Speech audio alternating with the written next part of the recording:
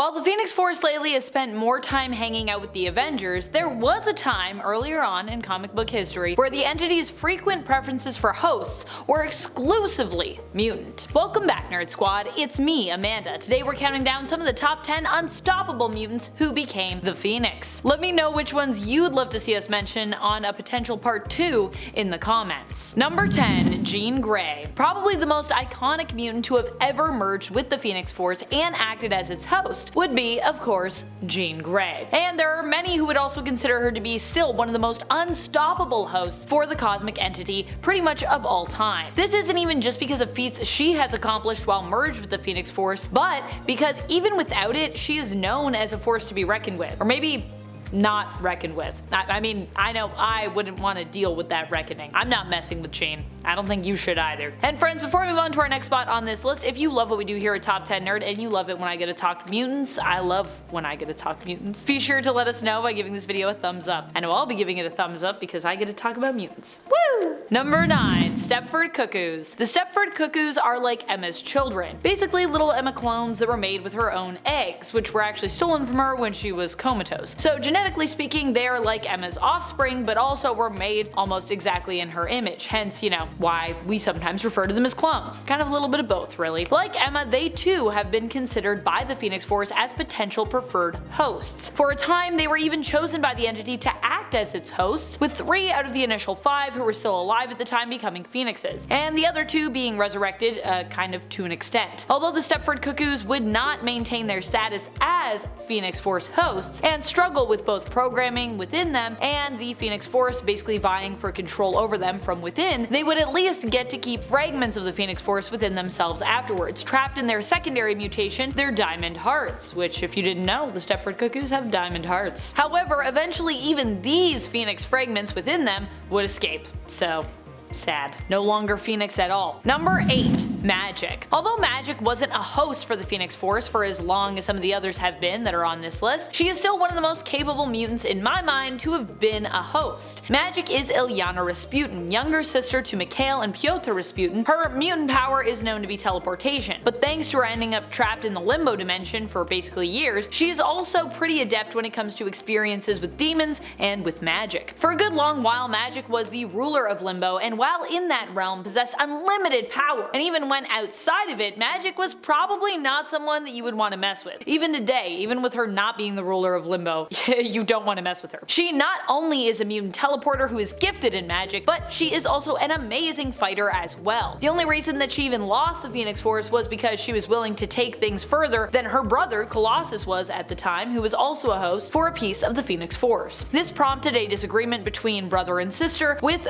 basically Spider-Man egging them on because it was to his advantage. Their fight escalated and resulted in them both losing their connection to the Phoenix Force, which was instead passed on to 2 of the other members of the once Phoenix 5, strengthening their connection to the Force. You know. Number 7, Namor, or Namor. Namor is simply one of the most powerful mutants around. Completely unstoppable in that almost every element of the character, in terms of power anyways, is considered to be close to, I would say, a 10 out of 10. Maybe even higher than that. Namor's pretty powerful. Namor is super strong, durable, can fly, can survive underwater, and is royalty, often having the full support of Atlantis, which he can pretty much call on at any time. He's smart, conniving, and ruthless, which makes him probably one of the most unstoppable mutants to have ever existed, even considering the fact that he is actually the first mutant to have ever existed at Marvel Comics. Fun fact. Namor didn't have the power of the Phoenix Force for long when he was part of the Phoenix 5, but what he lacks in length of time as a host, he definitely makes up for in raw, default power of a mutant, and also just as a character. Number 6, Emma Frost. Emma Frost is a mutant who we know as being super powerful just kind of by default, I would say. This isn't even so much because of what she is capable of with her powers, although that too is quite impressive, but because Emma is both a survivor and a thriver. She's just a powerful character. She is resourceful, smart, cunning, and hardworking. As a result, there isn't much that Emma can't do when she puts her mind to work. And I don't just mean psionically as a telepath either. Emma is an extremely successful teacher and businesswoman besides, which is all a testament to the strength of her sense of determination, and I think to an extent of her character. Emma ends up being one of the last mutants standing amidst the Phoenix 5 during Avengers vs. X-Men, and this isn't the only time that Emma would end up as a host for the Phoenix either. Emma had actually already ended up as the host for the entity prior to this event, albeit temporarily, although of course that time around she almost completely was corrupted by the sheer power of the Force, so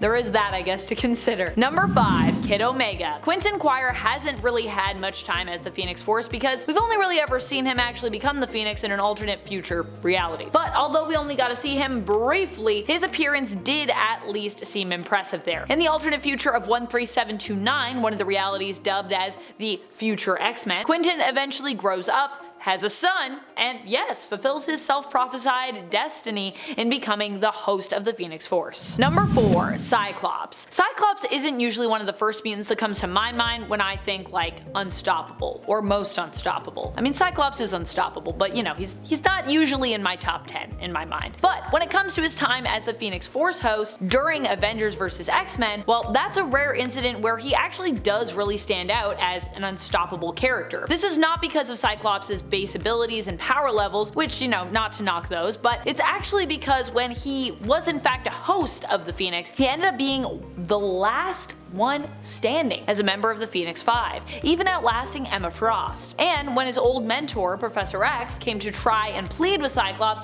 basically free him from the Phoenix's influence, helping a whole cast of superpowered characters to defeat him, even that failed to actually stop Scott, which is pretty crazy. In fact, all they succeeded in doing there was basically pissing Scott off, which resulted in the Phoenix-infused Cyclops killing Charles in response. Number 3. Rachel Summers. Rachel Summers has the potential to be even more impressive than her own mother when it comes to her capabilities with the Phoenix Force. She is the alternate reality daughter of Jean Grey, aka Marvel Girl, and Scott Summers, aka Cyclops. And she's also kind of the daughter of the Phoenix, I think, because I think in the reality she hails from, 811, Jean and the Phoenix are like merged too, so she's also kind of literally the Phoenix's daughter. She might not be quite as untamed as Jean is, but in fact it is Rachel's more tempered sense of control as the Phoenix host that makes her so powerful. Rachel has been depicted as a more stable Phoenix host in comparison to Jean, and despite her own fiery persona, is a lot less likely to go off the rail and do something crazy like, you know, destroy a planet. Even though technically that wasn't even really Jean exactly who did that, but the Phoenix who had adopted Jean's consciousness and was in essence basically impersonating her. But either way, we sure do like to hold it over Jean's head anyways, so yeah, poor Jean. There's some characters in comics that I feel like we hold so many things over their head, and Jean is definitely one of those characters where I'm like, I feel like she's done enough. I feel like also it wasn't really even Jean technically. We can forgive her. Oh well. Number 2. Wolverine. If you're wondering when exactly this happened in the main continuity, I'm sorry to say that it did not happen in the main continuity. But it did happen in the reality of Earth 14412, where Logan became known as Old Man Phoenix. In this reality, humanity was completely wiped out, and even though Logan himself also somehow died, he returned to life later on as a chosen host for the Phoenix Force, which, you know, does make sense. That is what the Phoenix does. It loves to resurrect people, you know what I mean? He would also be the person to lend his powers to the alternate future version of Allfather Thor in this reality to help him in his fight against Doom. At this point in Doom's history in this alternate future, he had not only survived humanity being wiped out, but he also had acquired various different superhero-based powers and artifacts, which basically gave him a massive power boost. Fortunately, Thor, with a Phoenix Force boosted Mjolnir, was able to take on and defeat Doom. Of course, you know, Wolverine kind of had to give up his life to make that happen, but of course,